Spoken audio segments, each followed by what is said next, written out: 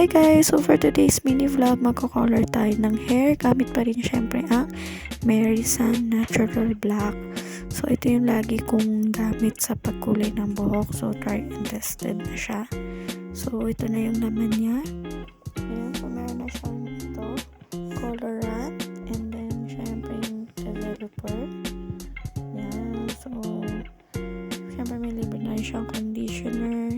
Tapos meron na rin siyang parang hair plastic para sa hair, tapos tong hand gloves na to na plastic din. Then ito yung pwede nyo siyang paglagyan ng pangkulay, pero ako kasi meron akong sariling gamit, which is ito nga, pinili ko lang to sa Lazada. Anyway guys, so matagal na tayong do it your own na pagkukulay. So matagal na akong user nito, ako lang din nagko-color sa hair ko nito. So ayan, una muna ilalagay natin yung ating developer. Ayan, so sisimutin ko, kailangan ko ng madami kasi super haba ng buhok ko talaga. So sa isang set niya siguro mga lagpas bra line yung magagawa or makukulayan yung hair. Okay, so madali lang gamitin to guys, sobrang dali lang, paghahalu-haluin nyo lang siya. Ayan, tas next naman natin is yung ito yung colorant. So make sure na naka-plastic na yung kamay nyo pagbukas nyo nito, kasi ito yung parang nakakapagpakulay sa balat Ayan, so sa part na yan daw nakapag-plastic, pero it's okay lang kasi okay lang matungisan yung kamay ko. Ayan, so sa akin nilahat ko siya pa rin syempre, kasi kailangan ko talaga ng marami dahil nga yung hair ko sobrang haba, abot hanggang balakang ko na. Ayan, so sa case ko naman guys, black na talaga yung hair ko, nahaluan lang ng medyo brown na kasi syempre araw-araw akong naaarawan. Ang buhok natin kasi guys, pagka naaarawan nagkukulay brown siya.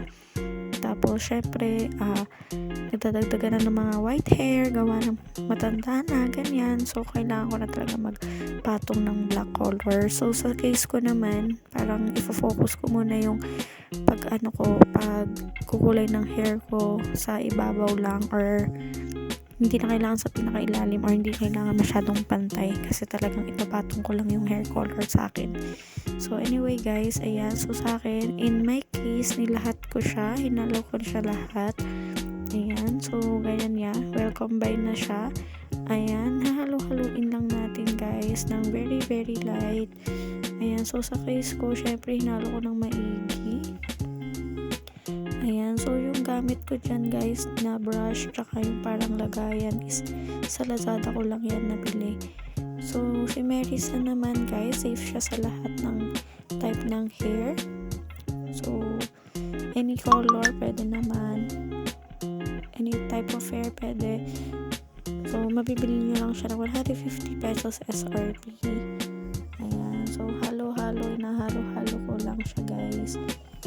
Si Mary Sun, napaka-try and tested niya na talaga, kasi talagang safe siya sa buhok ko, lalo na sa buhok ko talagang laging rebonded to. So ito lang pinaka-safe na pang hair color ang alam ko, pero hindi ko pa natatry yung iba. So basta si Mary Sun lang talaga.